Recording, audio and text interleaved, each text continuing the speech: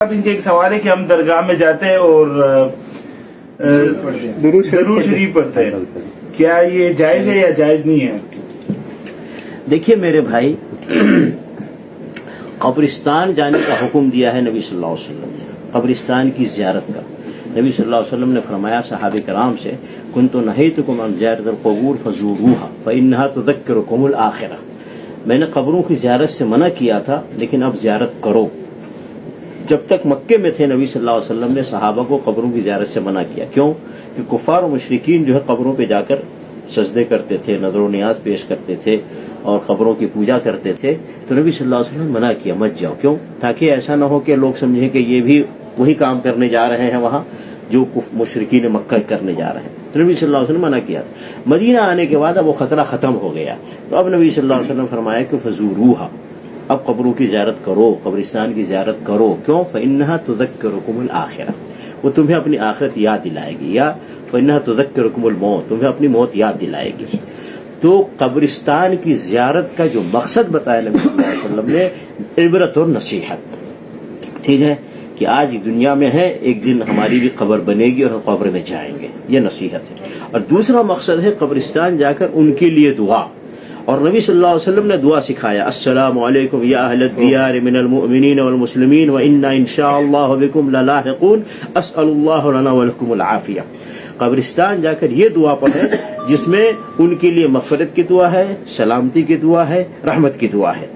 یہ ہے قبرستان کی زیارت کا مقصد، یہ نبی صلی اللہ علیہ وسلم بتایا۔ اب قبرستان دو قسم کا ہے، ایک قبرستان ہے سادہ ہے، مٹی ہے، جیسے آپ بقی قبرستان دیکھ رہے ہیں، ہے نا، اور دوسرا قبرستان ہے جہاں بلڈنگیں بنائی گئی ہیں، عمارت بنائی گئی ہے نا، گنبد بنائے گئے ہیں، مینار بنائے گئے ہیں، چادر چڑھائی جاتی ہے، پھول چڑھائے جاتے ہیں، وہاں مجاور بیٹھے، سجادہ نشین بیٹھے ہیں، میلہ لگا ہوا ہے۔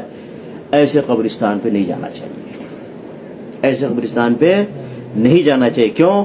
وہاں وہ کمپنی کھلی ہوئی ہے، وہاں دھندا چل رہا ہے، وہاں تجارت چل رہی ہے، وہاں پہ پیسہ کمایا جا رہا ہے۔ تو ایسے قبرستان پہ جا کر کے سب سے پہلی بات، وہ قبرستان نبی صلی اللہ علیہ وسلم کے طریقے کے خلاف بنا ہوا ہے۔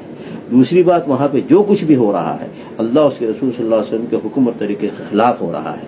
تیسری بات، وہاں جا کر آپ اپنی موت کو نہیں یاد کریں گے، سوچیں گے یار ہمیشہ زندہ رہوں۔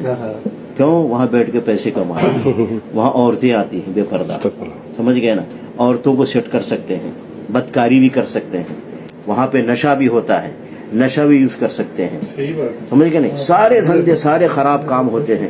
اس لیے ایسے قبرستان پہ نہیں جانا چاہیے جو درگاہ اور دربار بنا کر کے رکھے ہیں، سمجھ گئے نا میرے بھائی، جانے ہی نہیں۔ کیوں؟